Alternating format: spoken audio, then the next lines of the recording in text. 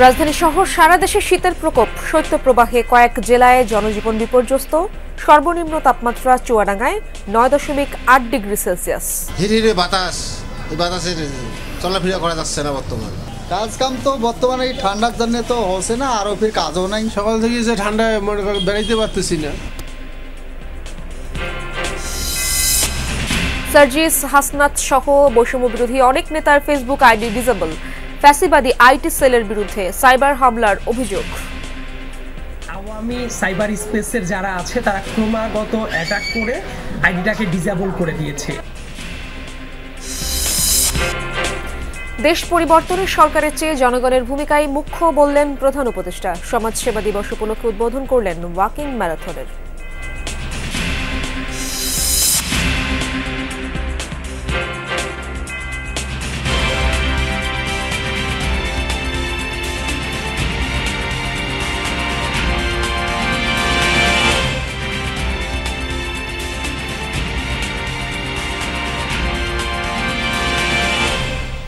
আমন্ত্রণ যমুনা নিউজে, আপনাদের সঙ্গে আছি আমি ইশরাত জাহান। এতক্ষণ শিরোনাম দেখছিলেন। পৌষের মধ্যভাগে সারা দেশে বেড়েছে শীতের দাপট, বইছে হিমেল হাওয়া। কনকনে ঠান্ডায় জবুথবু জনজীবন, শীতের পাশাপাশি বেড়েছে কুয়াশারও দাপট। সকালে বিভিন্ন সড়কে হেডলাইট জ্বালিয়ে গাড়ি চলতে দেখা যায়। আজ সকাল 9টায় দেশের সর্বনিম্ন তাপমাত্রা রেকর্ড করা হয় চুয়াডাঙ্গায় 9.8 ডিগ্রি সেলসিয়াস। তীব্র শীতে সবচেয়ে বেশি বিপাকে হতদরিদ্র আর খেটে খাওয়া মানুষ। খড়কুটো জ্বালিয়ে একটু উষ্ণতা পাওয়ার চেষ্টা অনেকের। এদিকে শীতের তীব্রতা বৃদ্ধির সাথে সাথে বাড়ছে ঠান্ডাজনিত রোগের প্রকোপও। আক্রান্তদের মধ্যে বেশিরভাগ শিশু আর বৃদ্ধ। এই মাসে একাধিক শৈত্যপ্রবাহের পূর্বাভাস দিয়েছে আবহাওয়া অফিস। হিরে বাতাস, এই বাতাসের চলাফেরা করা যাচ্ছে না বর্তমানে। কাজ কাম তো বর্তমানে এই ঠান্ডার জন্য তো হচ্ছে না, আরো ফির কাজও নাই। সকাল থেকে যে ঠান্ডায় মনে করেন বেড়াইতে পারতেছি না। তবে গতবারের চেয়ে এবার আরো বেশি ঠান্ডা পড়ছে। আগামী 2 মাসের মধ্যে 8 থেকে 10টি মৃদু থেকে মাঝারি ধরনের শৈত্যপ্রবাহ বয়ে যাওয়ার সম্ভাবনা রয়েছে এবং 2 থেকে 3টি তীব্র ধরনের শৈত্যপ্রবাহ, যেটাকে আমরা 4 থেকে 6 ডিগ্রি সেলসিয়াস তাপমাত্রা বলি, এই ধরনের শৈত্যপ্রবাহ বয়ে যাওয়ার সম্ভাবনা আমাদের উত্তর পশ্চিম অঞ্চলে, বিশেষ করে মধ্য অঞ্চলে রয়েছে। দর্শক, শীতের আরো খবর জানবো সহকর্মীদের কাছ থেকে। শুরুতেই যেতে চাই চুয়াডাঙ্গায়। আমার সহকর্মী জিসান আহমেদ সেখানে রয়েছেন। জিসান, জনজীবনে শীতের প্রভাব তো চোখে পড়ছে আপনার, সেখানকার শীতের খবর জানাবেন এবং শীত বস্ত্র বিতরণে প্রশাসনের উদ্যোগ কেমন দেখছেন?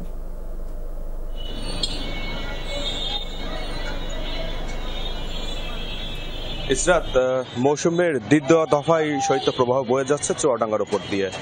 তাপমাত্রা নেমেছে এক অঙ্কের ঘরে। মৃদু শৈত্যপ্রবাহে কাহিল হয়ে পড়েছে এই অঞ্চলের জনজীবন। সকাল থেকে তো আসলে ঠান্ডা বাতাসের প্রকোপ ছিল, ঠান্ডা বাতাসের কাছে মানুষ অনেকটাই কাবু হচ্ছিল এবং যেহেতু বেলা গড়ানোর সাথে সাথে সূর্যের দেখা মিলেছে, কিন্তু সেই সূর্য খুব একটা উত্তাপ ছড়াতে পারছে না। ঘড়িতে সময় 11টা বাজে, কিন্তু সাধারণ মানুষ এখনো কিন্তু গরম কাপড় পরে তারা রাস্তায় বের হচ্ছেন। অনেকে ভারী কাপড় পরে আসলে শীত নিবারণের চেষ্টা করছেন। রাস্তায় কিন্তু সাধারণ মানুষের আনাগোনাও অনেকটাই কমেছে, যান চলাচল কমেছে। সব থেকে বেশি বিপাকে পড়েছে শ্রমজীবী, নিম্ন আয়ের হতদরিদ্র মানুষেরা, যারা আসলে এই দৈনন্দিন কার্যক্রম করে তাদের জীবিকা নির্বাহ করে। সেই মানুষগুলো কিন্তু আসলে তাদের কার্যক্রম ব্যাহত হচ্ছে, ফলে তাদের দৈনন্দিন কার্যক্রমে কিন্তু এবং জীবিকার উপরে একটি ভাটা পড়েছে। আর শীতবস্ত্র কার্যক্রমের যেই কথা জানতে চেয়েছেন, আমরা দেখেছিলাম গত মৌসুমে, চলতি মৌসুমের গত শৈত্যপ্রবাহের সময় জেলা প্রশাসনের পক্ষ থেকে সরকারি উদ্যোগে শীতবস্ত্র অর্থাৎ সরকারি কম্বল বিতরণ করা শুরু হয়েছিল। সেই বিতরণ কিন্তু আসলে ধীরে ধীরেই চলছে। চুয়াডাঙ্গার 4টি উপজেলা প্রশাসনের মাধ্যমে এই শীতবস্ত্রগুলো বিতরণ হচ্ছে। তবে চাহিদার তুলনায় এই শীতবস্ত্রগুলো খুবই নগণ্য বলে আমাদের কাছে মনে হয়েছে। জেলা প্রশাসনের পক্ষ থেকে জানানো হয়েছে চাহিদা মতো আবারও শীতবস্ত্র চেয়ে মন্ত্রণালয়ে চিঠি পাঠানো হয়েছে, সেগুলো পেলে দ্বিতীয় দফায় আবারও বিতরণ শুরু হবে। একই সাথে আবহাওয়া অফিসের পক্ষ থেকে যে পূর্বাভাস রয়েছে যে মৃদু শৈত্যপ্রবাহ বয়ে যাচ্ছে, তাপমাত্রা আগামী কয়েকদিনে আরো কিছুটা কমতে পারে। ইশরাত, জিসান, ধন্যবাদ আপনাকে। দর্শক, আমরা এবার রাজধানী খবর জানতে চাই। রাজধানীর বনানী থেকে যোগ দিয়েছেন আমার সহকর্মী এম এ আজিজ। রাজধানীতে শীতের প্রকোপ বাড়ায় নগরে কি ধরনের প্রভাব চোখে পড়ছে এবং আবহাওয়া অফিস কি বলছে এ ব্যাপারে?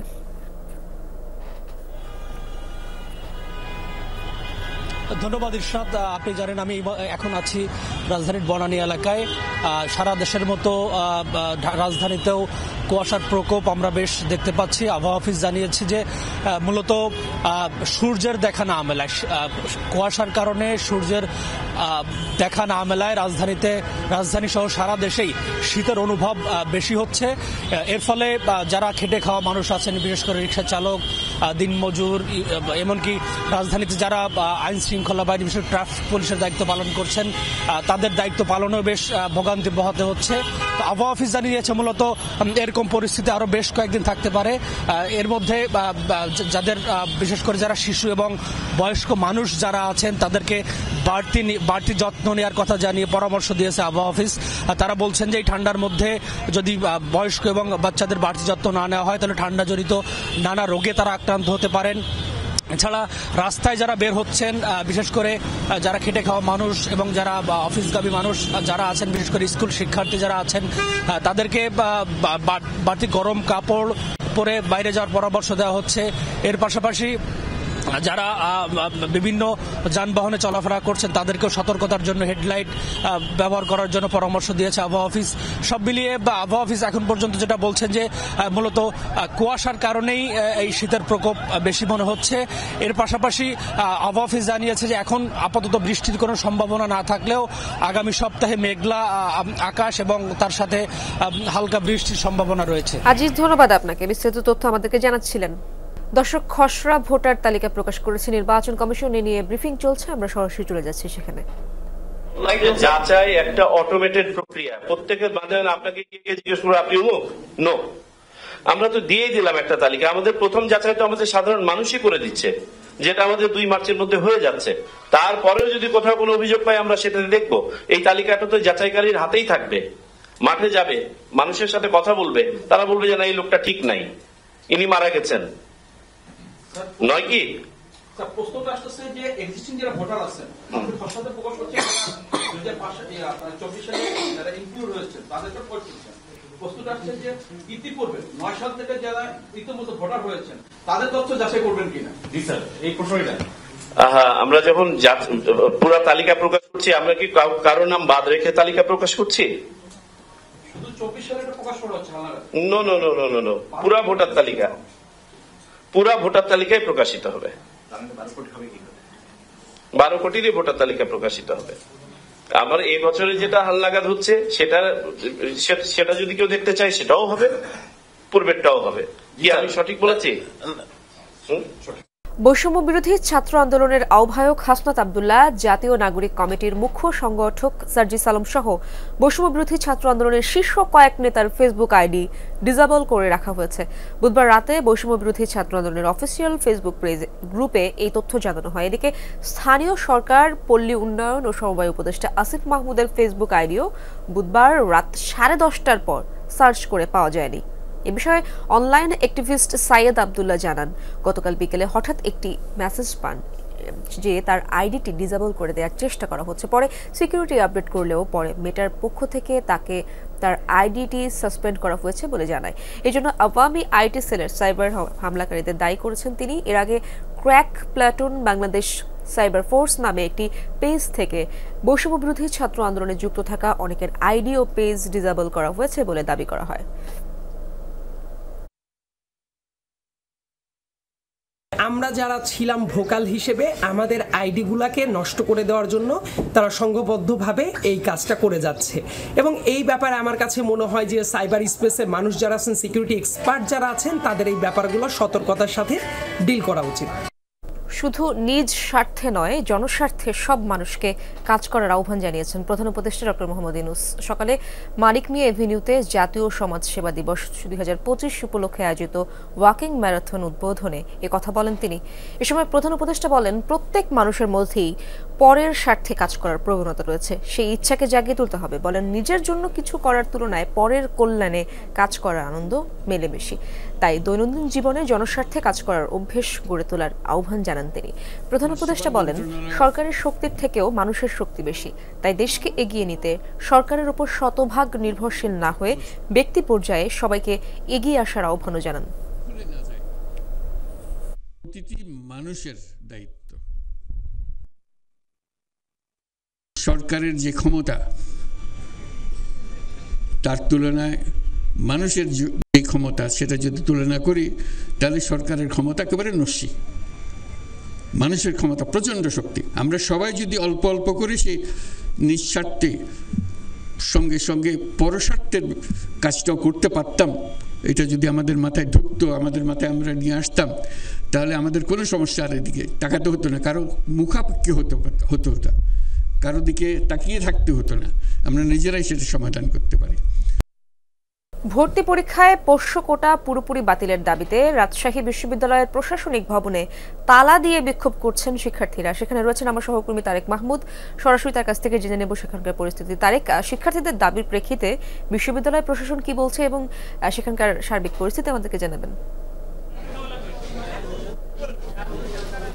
ইশরাত, বিশ্ববিদ্যালয় প্রশাসন এখন পর্যন্ত শিক্ষার্থীদের সাথে কথা বলেনি এবং সেই সাথে সাথে সকাল 10টা থেকে রাজশাহী বিশ্ববিদ্যালয়ের যে প্রশাসন ভবন রয়েছে, প্রশাসন ভবনের ঠিক সামনে কিন্তু শিক্ষার্থীরা অবস্থান নিয়েছেন এবং ভেতরে প্রশাসনের দায়িত্বরত এবং কর্মচারী যারা রয়েছেন তারা কিন্তু রয়েছেন এবং সেই সাথে সাথে এখন পর্যন্ত কিন্তু প্রশাসন ভবনে তালা ঝোলা রয়েছে এবং এখানে শিক্ষার্থীরা এবং বৈষম্য বিরোধী আন্দোলনের নেতৃবৃন্দ যারা রয়েছেন তারা বলছেন যে তাদের যে দাবি দেওয়া সেটি না মানা হলে তারা কিন্তু তাদের যে আন্দোলন সেটি চালিয়ে যাবেন এবং বিশ্ববিদ্যালয় যে প্রশাসনের যে পোষ্য কোটা প্রত্যাখ্যান কমিয়ে 1% নির্ধারণের সিদ্ধান্ত প্রত্যাখ্যান করেছিল শিক্ষার্থীরা। গত 1 মাস থেকে কিন্তু এই আন্দোলন চলছে।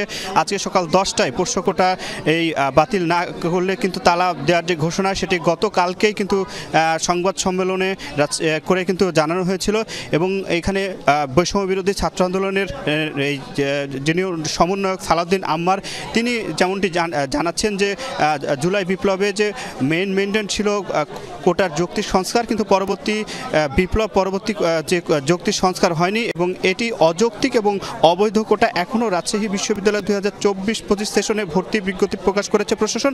ফলে সাধারণ শিক্ষার্থীরা বিগত 1 মাস ধরে তাদের যে শান্তিপূর্ণ যে কর্মসূচি এবং আন্দোলন সেটি করছে এবং বিশ্ববিদ্যালয়ের প্রশাসন এখন পর্যন্ত কিন্তু রাজশাহী বিশ্ববিদ্যালয়ের যে শিক্ষার্থীরা এবং সমন্বয়ক রয়েছে তাদের সাথে কথা বলেনি এবং সেই সাথে সাথে সকাল 10টা থেকে তালা ঝুলছে, আন্দোলন কিন্তু চলছে। ইশরাত। তারেক, ধন্যবাদ আপনাকে। গাজীপুরের শ্রীপুরে কিশোর গ্যাংয়ের হামলায় এক ব্যবসায়ী নিহত হয়েছেন, আহত অন্তত 4 জন। গতরাতে উপজেলার কেওয়া পশ্চিম খণ্ড গ্রামের মসজিদ মোড় এলাকায় হাসিবুল ইসলামকে পিটিয়ে হত্যা করা হয়। নিহত স্বজনদের অভিযোগ, রাতে একটি প্রাইভেট কারে বাসার সামনে নামেন হাসিবুল। এ সময় মালামাল নামাতে গেলে রুবেল সহ 6-7 জনের কিশোর দল হাসিবুলের সাথে বাগবিতণ্ডায় জড়ায়। এক পর্যায়ে হাসিবুলকে মারধর শুরু করে তারা। সেখানেই লুটিয়ে পড়েন ফার্মেসি ব্যবসায়ী। পরে হাসপাতালে নেওয়া হলে তাকে মৃত ঘোষণা করেন চিকিৎসক। হামলায় নিহতের স্ত্রী, শ্যালক ও বন্ধু সহ 4 জন আহত হয়। এই ঘটনায় অন্তর ও রোমান নামে 2 জনকে আটক করেছে পুলিশ। আমার আম্মুকে মারধর করে, আম্মুর কাছ থেকে স্বর্ণের চেন আর কানে দুল নিয়ে গেছে। আর এখানে আম্মুকে রক্ষা করতে গিয়ে আব্বুকেও মারছে। ভাইয়া মাথা ঘুরান মানে পড়ে গেল, ওনাকে ধরতে গেলে মানে আমরা ওরা তারপর আমাদের মারতেই আছে। এবার পশ্চিম তীরে আল জাজিরার সম্প্রচার বন্ধ করল ফিলিস্তিন কর্তৃপক্ষ। বুধবার দেয়া হয় এই ঘোষণা। অভিযোগ, ভুল তথ্য ছড়াচ্ছে কাতার ভিত্তিক সংবাদ মাধ্যমটি। আনা হয়েছে ফিলিস্তিনের অভ্যন্তরীণ ইস্যুতে হস্তক্ষেপের অভিযোগও। এর আগে ইসরায়েলও আল জাজিরার কার্যক্রম নিষিদ্ধ করে ইসরায়েল ও পশ্চিম তীরে। সম্প্রতি পশ্চিম তীর জুড়ে ধরপাকড় শুরু করেছে ফিলিস্তিনি প্রেসিডেন্ট মাহমুদ আব্বাসের বাহিনী। আল জাজিরা বলছে, শুধু সশস্ত্র যোদ্ধাদেরই নয়, সামাজিক মাধ্যমে যারা ফিলিস্তিনি কর্তৃপক্ষের সমালোচনা করছে তাদেরও আটক করা হচ্ছে। গেল 1 মাসে শুধু জেনিনেই ফিলিস্তিনি কর্তৃপক্ষের অভিযানে প্রাণ গেছে 11 ফিলিস্তিনের, যাদের মধ্যে রয়েছে 1 সাংবাদিকও। এসব নিয়ে সংবাদ প্রকাশের জেরে নিষেধাজ্ঞা আরোপ বলে অভিযোগ আল জাজিরার।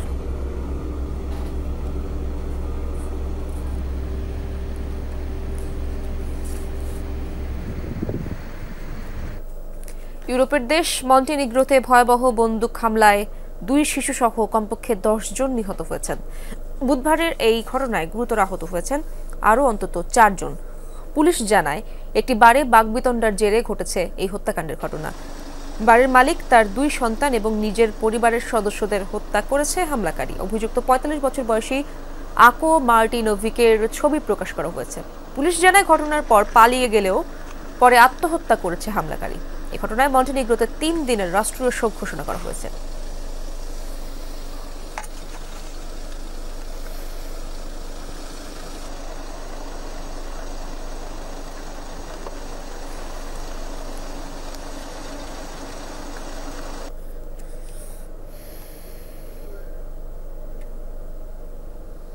যুক্তরাষ্ট্রের লুইজিয়ানা অঙ্গরাজ্যের নিউ অরলিন্স শহরে নববর্ষের উৎসবে গাড়ি উঠিয়ে দেওয়ার ঘটনায় সন্দেহভাজন হামলাকারীর নাম প্রকাশ করেছে মার্কিন গোয়েন্দা সংস্থা FBI। 42 বছর বয়সী শামসুদ্দিন জব্বার নামের ওই হামলাকারী টেক্সাসের বাসিন্দা। পুলিশের গুলিতে নিহত জব্বারের মার্কিন সামরিক বাহিনীতে কাজ করার অভিজ্ঞতাও ছিল। ধারণা করা হচ্ছে শামসুদ্দিন জব্বার ধর্মান্তরিত মুসলিম। এ সময় হামলায় ব্যবহৃত পিকআপ ট্রাকে IS-এর পতাকা পাওয়া গেছে বলেও জানিয়েছে FBI। কোন সন্ত্রাসী গোষ্ঠীর এই হামলায় যোগসাজশ আছে কিনা সেটিও তদন্ত করছে গোয়েন্দা সংস্থাটি। নিউ অরলিন্স শহরের বুরবন স্ট্রিটে বুধবার দিবাগত রাতে ভিড়ের মধ্যে গাড়ি উঠিয়ে দেয় হামলাকারী। এই ঘটনায় কমপক্ষে 15 জনের প্রাণ গেছে, আহত হয়েছে 30 জনের বেশি।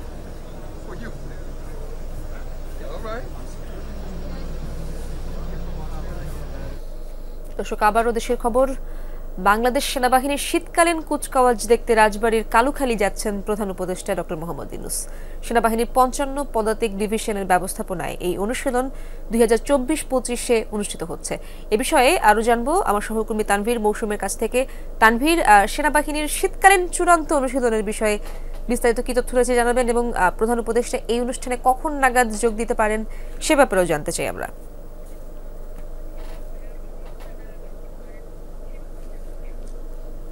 ইশরাত, এই শীতকালীন যে প্রশিক্ষণ, শীতকালীন যে অনুশীলন, সেটি হচ্ছে রাজবাড়িতে। রাজবাড়ির এখানে একটি চর, এই চর অঞ্চলের মধ্যেই, চর এলাকার মধ্যেই মূলত সেনাবাহিনীর এই শীতকালীন প্রশিক্ষণটি হচ্ছে। এবং এই মুহূর্তে কিন্তু আমরা এই প্রশিক্ষণ এলাকাতেই অবস্থান করছি এবং আমরা দেখতে পাচ্ছি যে আসলে সেনাবাহিনী কি পরিমাণ সতর্ক অবস্থায় রয়েছে এবং তারা আসলে প্রশিক্ষণে তাদের কি কি বিষয় আসলে রাখবে সেটাও আমরা দেখতে পাচ্ছি। এবং এছাড়াও আমরা দেখতে পাচ্ছি এখানে ম্যানুভার অনুশীলনের জন্য এখানে 55 পদাতিক ডিভিশনের একটি আমরা এখানে দল রয়েছে এবং এছাড়াও এখানে 3 ইঞ্জিনিয়ার ব্যাটালিয়ন, তাদেরও একটি সতর্ক অবস্থান আমরা লক্ষ্য করেছি। এখানে জঙ্গি বিমান থেকে শুরু করে অন্যান্য যে সকল যে আর্মিদের যেসব ভেহিকেল এবং অন্যান্য যুদ্ধে ব্যবহৃত জিনিসপত্রগুলো থাকে সেগুলোর কিন্তু আজকে একটি বলা যায় যে যুদ্ধক্ষেত্রে যেরকমটি আমরা দেখতে পাই আসলে ঠিক সেরকমই একটি যুদ্ধক্ষেত্রের অবস্থা আমরা দেখতে পাবো। এখানে প্রচুর পরিমাণে আমরা সেনা সদস্যদের উপস্থিতি দেখছি এবং এটাকে এই যে এলাকাটি যেখানে শীতকালীন প্রশিক্ষণটি হবে সেটি মূলত এই রাজবাড়ির এখানে একটি চর, এই চরের মধ্যেই কিন্তু, এবং এখানে রাজবাড়ি এলাকা থেকে পদ্মা নদীটি পার হয়ে বেশ কিছুটা দূরত্বের পর, প্রায় আধা ঘন্টা দূরত্বের পর কিন্তু আমরা দেখতে পাই যে এখানে চর জেগে উঠেছে। সেখানে এই যে সেনা সদস্যদের অবস্থান এবং তাদের এই শীতকালীন প্রশিক্ষণের জন্য আসলে তাদের যে সতর্ক উপস্থিতি, এবং তারা আসলে আজকে তো অনেক কিছুই থাকছে তাদের যে এই প্রশিক্ষণ এবং অনুশীলনে সেখানে। এছাড়া এখানে কিন্তু প্রধান অতিথি হিসেবে উপস্থিত থাকবেন অন্তর্বর্তী সরকারের উপদেষ্টা ডক্টর মোহাম্মদ ইউনূস, এবং সেখান থেকে তিনি কথা রয়েছে যে এখানে কিন্তু তিনি আসবেন। এখানে আসার পর বলা যায় যে ঢাকা থেকে তিনি হেলিকপ্টার যোগে রওনা হবেন এবং হেলিকপ্টার যোগে রওনা দেওয়ার পর এখানে পরবর্তীতে তিনি আসবেন এবং ধারণা করা হচ্ছে তিনি 11:26 আসবেন এবং 12:10 তিনি এখানে এসে তিনি বক্তব্য দেবেন। ইশরাত, তানভীর, ধন্যবাদ আপনাকে। দর্শক, এই ছিল যমুনা নিউজে।